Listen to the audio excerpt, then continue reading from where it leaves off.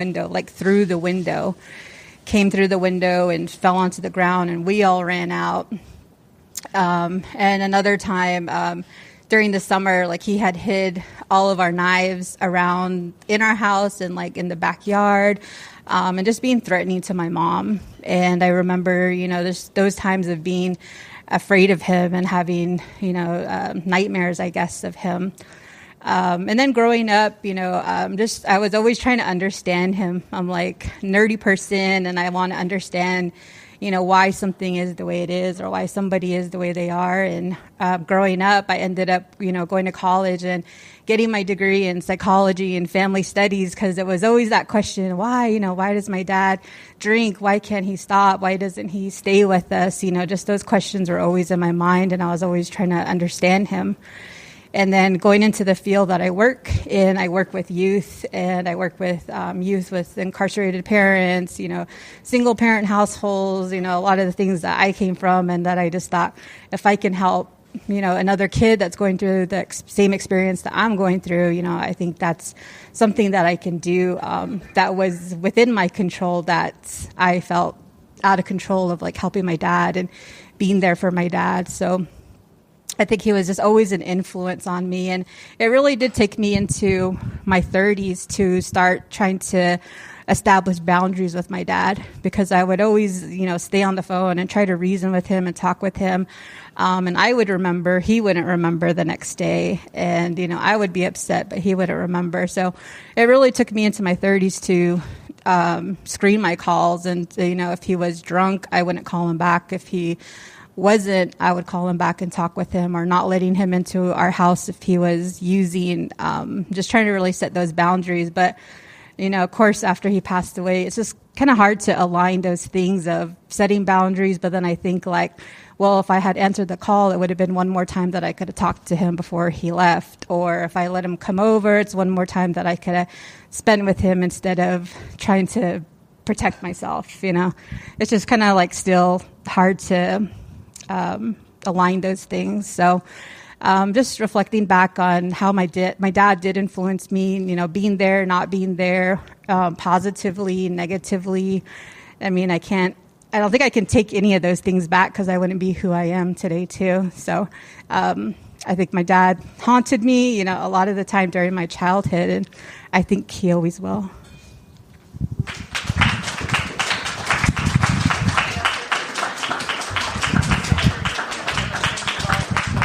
Stand over here. Guys, keep it going for Bobbi. Thank you so much for sharing that. All right. I'm going to bring the other half of this duo up. Uvall, will you come up to the stage as well, please? You guys can clap for him. He's next. Hold on. I think... Is it on? Bluetooth. Wait. Technical difficulties? In the meantime, everyone else that's dressed up in a costume, could you join the stage, please? Unless you're a host, I'm sorry. No, Sammie, you can come. Yeah, you're the chatter turn. Come on. Yes. Okay. All right. Bobbi and Uvall, could you stand closer to everyone? Because I'm going to play your song. Has anybody guessed what they are yet? Does any... One hit. It's a really popular song right now.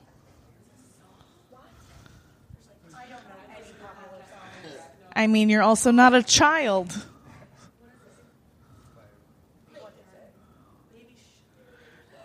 Yeah. Is this the right one? You guys got to do the dance. Baby Shark. Does it play?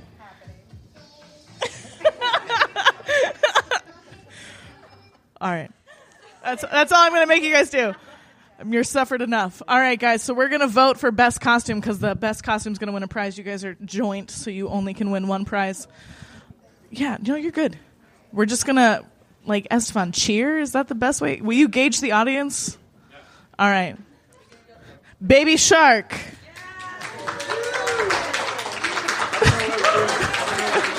I'm going to ruin your inner tube. Venom.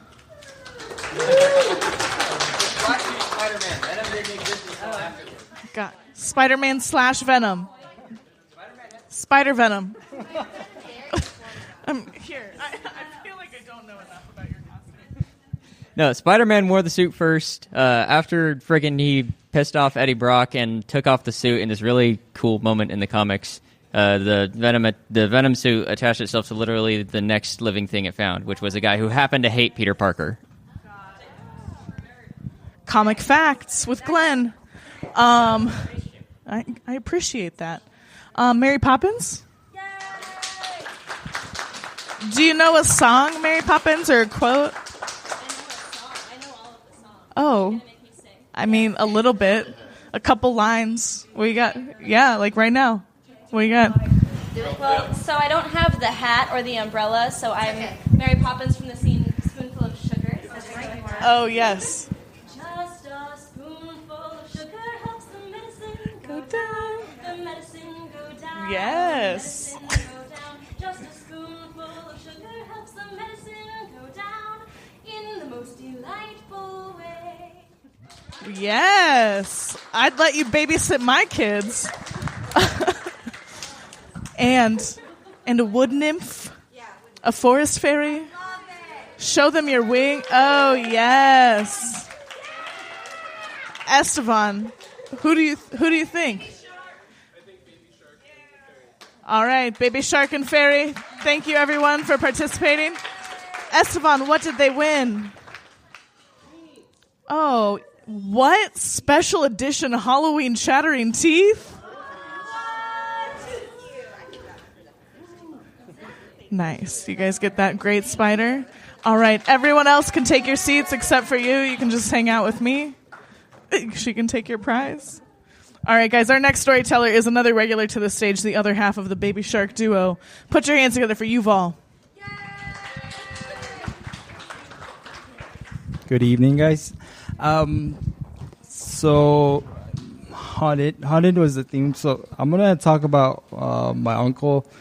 And I mean, I barely started doing storytelling maybe a little bit over a year ago, maybe a year and a half now. And I guess the person in my life that was a big storyteller was one of my uncles. And growing up, he would tell me all these stories. There's a lot of haunting stories too. It just basically was a mean guy and wanted to scare me pretty much. So he kind of babysat me a lot, and he would tell me all these stories. One was like the school that we went to. He would tell me that this old lady haunted it. Like he said, one evening he was after a basketball game, had been waiting for our grandparents to show up to pick him up, and him and his friend were sitting out. And there's this area where the school is. There's this huge, just the whole side is all windows, big giant wall of windows, and they were sitting out there waiting, and then see this lady figure inside the school just looking at them, and they freak out and they ran off. But he would have like all these stories about being possessed and being cursed and just like scary stories, encountering spirits and stuff like that. And I think the thing that really haunts me is that I was gullible to this. Like I grew up believing all these things that had happened, and I don't know, just being out in the rural areas growing up, it's just like it gets dark when it's out. There's no lights, and you just kind of believe that there's something out there because you can't see nothing out there. So I grew up just believing all that stuff. And the reason why I think it haunts me is because I was gullible, and I really believed all the stuff that he had told me, until one time I was old enough to hang out with him, and we were sitting at a bar, and he starts talking to this person beside him, and he's telling him, yeah, it's like me and my brother grew up out in the farm. So I was like, okay, we did kind of grow up in the farm kind of area, and we were big. We grew a bunch of crops and all these things, and we worked in the crops. And then he just kept going, and I was just sitting there listening to him. And he starts talking about like how his brother, this is my uncle, so I know him, And he's telling the stranger, he's like, oh, yeah, my brother's a big, he played guitar. He was a singer, too. And we grew up, and he was really good. And then our family moved to the city, and then he started playing in the band, and he started getting well known more and more. He got famous a little bit, and cut a record, got a girlfriend from high school, and I'm like, this is not true. And I'm just sitting there, So this is when I realized, like, he was a storyteller. Like, he told stories all the time. But the thing he did was he plagiarized stories. So that story was La Bamba. And he was talking about La Bamba. And he's telling this person that he's the brother, and his brother's La Bamba. But he never says anything. He just keeps telling the story in his own version, his own point of view. Makes it, like, personal. And I'm like... So then I realized, like, all these stories he had told me was like movies, basically. Movies and childhood stories about being haunted, being spirits and ghosts and possessed. It was like Exorcist, the Poltergeist, and all the stuff that he had told me stories. So I was duped. So I was kind of just haunted by this guy. So I was haunted that I was duped. And I always wanted to try that, though, sometimes. I just always wanted to, like, tell a story of a famous movie, kind of make it my own and just ponder it off. That's probably one of my lists that I would really want to do sometimes. Yeah, but that's my story, guys.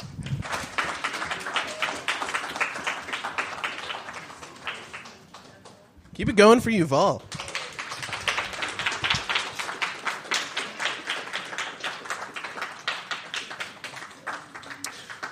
Guys, next week, so this week we did our Halloween theme, and we're doing Haunted, but next week, Coffee Shop is closing around 7, so we won't be having a Chatterbox next week, so we'll be back on November 7th with our theme, Furry Friends. Speaking of furry friends, our next storyteller with the cat ears, we have another regular to the stage, another wonderful storyteller. Please help me welcome Nicole.